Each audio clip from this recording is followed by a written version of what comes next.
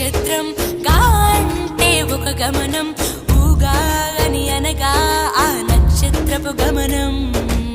ఊగాది అనగా నక్షత్ర గమనాన్ని లెక్క కట్టడం ప్రారంభించిన రోజు అని అర్థం. తెలుగు జాతికిది శ్రీకారం, ఇదే కొత్త మన సంవత్సరం, ఉగాది సృష్టికి ఆరంభం.